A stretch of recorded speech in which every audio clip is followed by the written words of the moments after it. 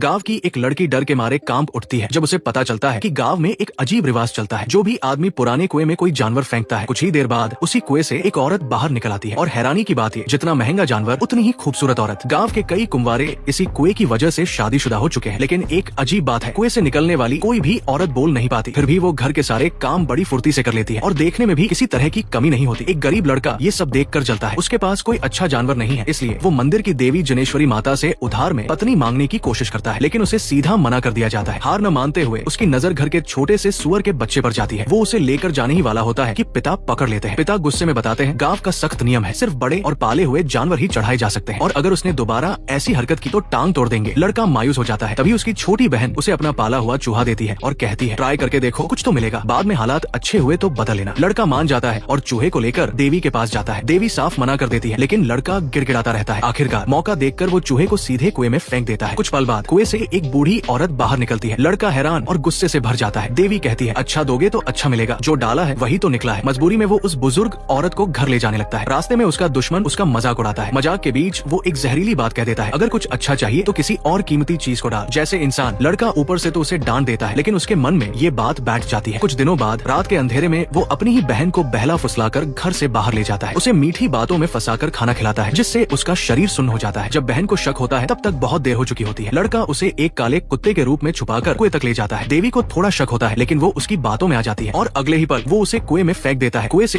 एक दर्दनाक चीख गूंज उठती है। देवी का चेहरा एकदम बदल जाता है। वो गुस्से में पूछती है, तूने आखिर डाला क्या है अंदर? लड़का फिर भी झूठ बोलता है, बस एक काला कुत्ता। लेकिन अब बहुत देर हो चुकी थी। कुएं ने इस बार कुछ ऐसा वापस देना शुरू कर दिया था जो उसकी सोच से कहीं ज्यादा खतरनाक था।